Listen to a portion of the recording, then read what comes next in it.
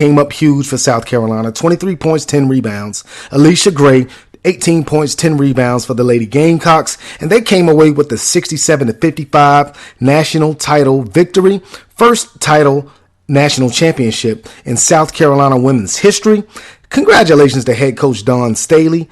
She has been at South Carolina since 2008, turned that program into a perennial NCAA tournament team. They had been to several Sweet 16s, several Elite 8s, but this year they got it done.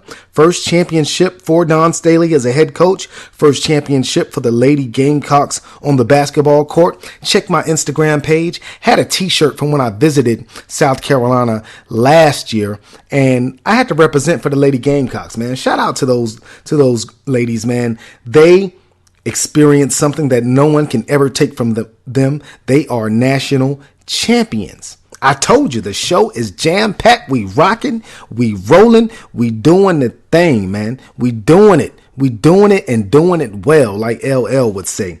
But I got to take this commercial break. The show is going down in a major way. After the commercial break, we're going to get into more NCAA tournament action on the men's side of things. We're going to recap the Final Four.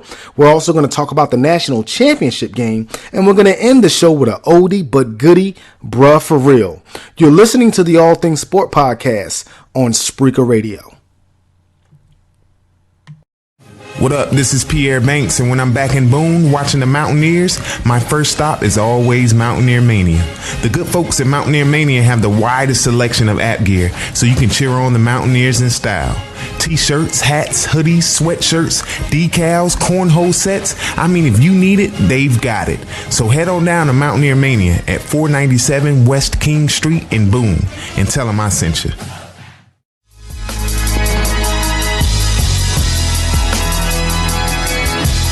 We're back for more of the All Things Sport podcast with Damian Banks and Pierre Banks on Spreaker Radio. Gentlemen, the floor is yours. What's happening? Welcome back to the show. You're listening to the All Things Sport podcast. Again, I am your host, Damian Banks. Do me a favor.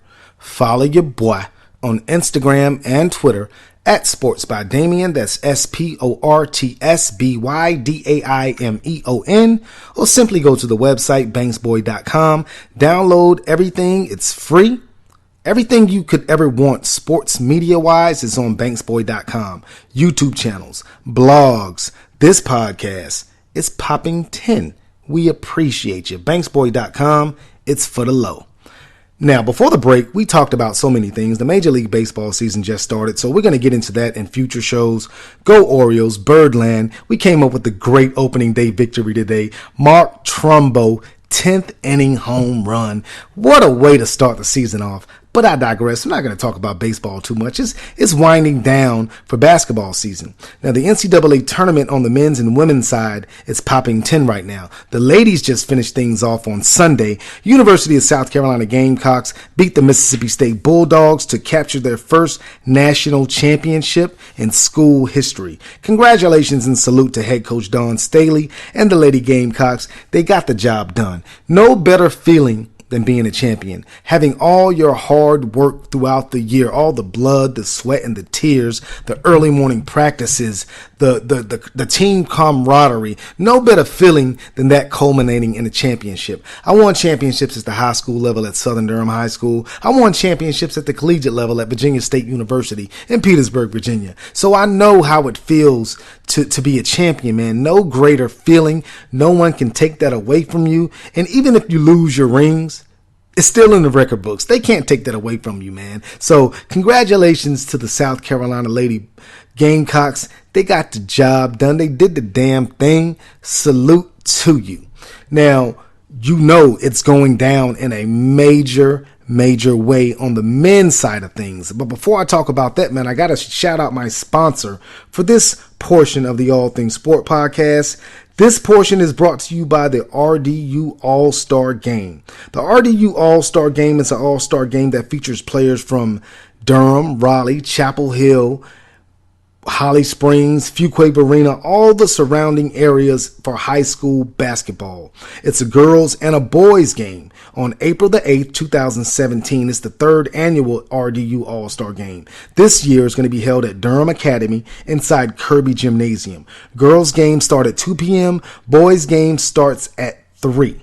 For more information, go to RDU All-Star Game's Instagram page. That's RDU All-Star Game on Instagram. Now, this season, I have the honor of being a sideline reporter for the game. I was approached by the two sponsors of that game, Eric Gaskins and Jason Williams, and I graciously accepted their offer to do sideline reporting for this season's game, and I'm so excited. You may see the next college or professional all-star in this all-star game. Again, the RDU All-Star Game, Saturday, April 8th, 2017, Durham Academy, Kirby Gymnasium. Girls game starts at 2. Boys game starts at 3. For more information, go to the RDU All-Star Game Instagram page.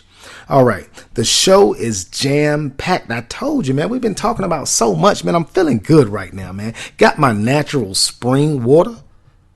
It's from a protected spring in Alton, Virginia for this episode. I'm not going to hold that against Harris Teeter because it's usually from a protected spring in Roaring Gap, North Carolina. But I guess I've been drinking so much water from that spring that they had to switch springs on me. And this one is from Alton, Virginia. But hey, I love Virginia, man. Virginia's for lovers. Shout out to the state of Virginia. I went to Virginia State University, man. You know I gotta love it. My wife, LaShawn, is from Norfolk, Virginia, so you know I gotta love Virginia, man. Virginia is for lovers. But I digress. Now, this week's episode, we've been talking about basketball heavy. Just shouted out the ladies, man, on the national championship tip. South Carolina Gamecocks, man, you did the thing. Now, on the men's side, the Final Four, no one predicted it. The brackets were busted. Don't lie. You know the brackets were busted, man. Nobody had Gonzaga, South Carolina, Oregon, and UNC in the Final Four. If you did, you're lying.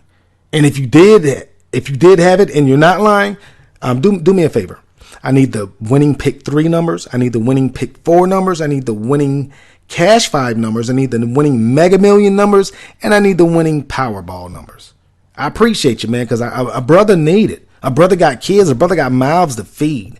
But I digress. So the men's side of the NCAA tournament, again, Gonzaga, South Carolina, Oregon, UNC, those were the Final Four teams. Now, we're going to start with that Gonzaga and South Carolina game. Gonzaga controlled the game pretty much from the start. And they had a 14-point second half lead. Blew it. I thought they were choking. Thought they were going to need Dr. Heimlich, the late Dr. Heimlich, because they were choking. But Gonzaga proved that their mascot is not just a mascot. Gonzaga are the Bulldogs, and they showed that they had some dog in them, man. They fell behind in the second half with about 8 minutes to go in that game after they had held a 14-point lead in the second half, but they retook that lead en route to a 77-73 win. Nigel Williams-Goss played spectacular, man, for the Gonzaga Bulldogs. 23.6 assists, and freshman Zach Collins, huge game, 13 points, 10 rebounds. Unfortunately for the University of South Carolina men's, they couldn't pull off the championship run like the women's, but congratulations to head coach Frank Martin and all those men's Gamecock players, man, because they played great in the NCAA tournament. Salute and shout out to Sindarius Thornwell. He was one of my favorite players throughout the NCAA tournament. I had an ongoing hashtag on Twitter called Getting Thornwelled, and Sindarius, he was Thornwelling a lot of teams, but he couldn't Thornwell the Gonzaga Bulldogs, and Gonzaga moved on to the national championship game. Who would Gonzaga play in the national championship game? It would come between the UNC Tar Heels and the Oregon Ducks. Now, the first half of this game was muy feo. And if you speak Spanish, that means very ugly. Do you speak Spanish? Muy feo means very ugly in Spanish. And that's what that first game was for the first half was for the Tar Heels.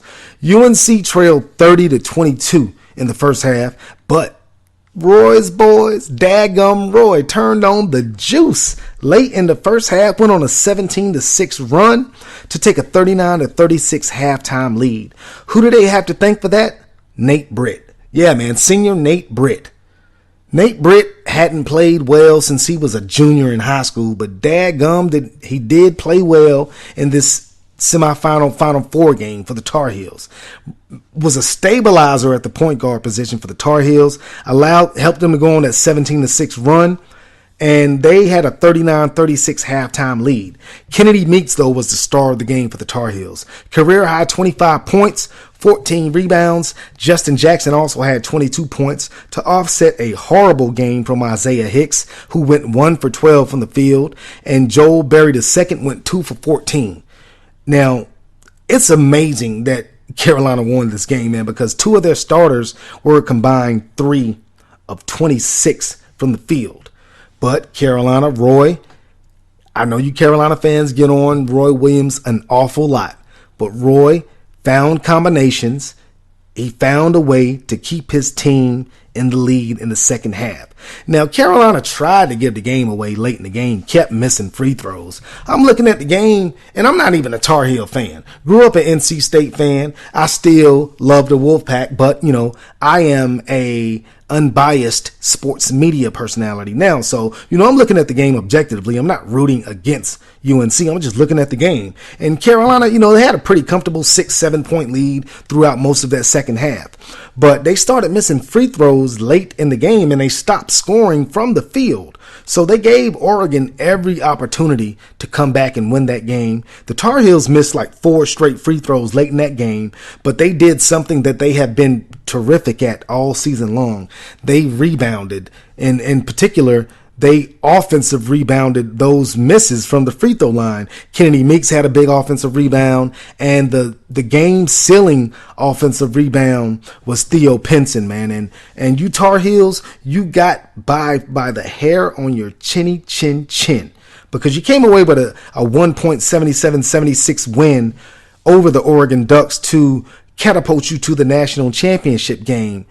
It's Gonzaga and Oregon. It's a blue blood, the UNC Tar Heels. They are a traditionally great program in the world of college basketball. Gonzaga, before John Stockton got there, I don't think anybody had ever heard of him. John Stockton was there years ago, and Gonzaga is more of a recent program and their success. But, before this season, Gonzaga hadn't even made it to the Final Four. So they're taking on UNC in the national championship game. And around these parts, this is Tobacco Road, man. This is a place where basketball is king. Duke is a national championship contender every year. UNC is a national championship contender every year. NC State, they're not a contender every year, but they have a tradition of multiple national championships. So you have a team in the UNC Tar Heels that's used to being there. Gonzaga isn't used to being there, and I'm thinking that would play a role in what would happen in the national championship game. But I'm going to talk about that after this commercial break. It's a hell of a cliffhanger. Yeah, I know. Don't shoot the messenger. We're going to take this commercial break. I'm going to watch some more of the national championship game. Not going to give anything away to you right now. I'm going to talk about it after the game. This is Sports by Damien. This is the All Things Sport podcast. This is Spreaker Radio, and you're rocking with the best. We'll be back. Damian Banks here for Austin Davenport Construction. If you're a new homeowner, old homeowner, or whatever the case may be, if you need work done on your home, look no further than Austin Davenport Construction. Austin Davenport Construction offers services such as building and repairing foundations, brickwork, home repair, waterproofing. Whatever you need, chances are Austin Davenport Construction can hook you up. If you need backsplash in the kitchen, they got you. If you want to get the roof work done, they got you. If you want new tile in the kitchen, they got you. New tile in the bathroom, I'm pretty sure they can hook you up. So if you want to get your new home worked on, you want to get your old home worked on, whatever you need, Austin Davenport Construction has your back. To contact Austin Davenport Construction, call 919-697-6912 or 919-450-7517. Also, email austindavenport@gmail.com or go to the website austindavenport.com. Austin Davenport Construction. Get your home done right. the All Things Sport Podcast. We go back like spinal cords and car seats. With Damian Banks and Pierre Banks on Spreaker Radio. Hey, what's happening? Welcome back to the All Things Sport Podcast. Again, I am your host, Damian Banks. You know what time it is. Follow your boy on Instagram and Twitter at Sports by Damian. That's SP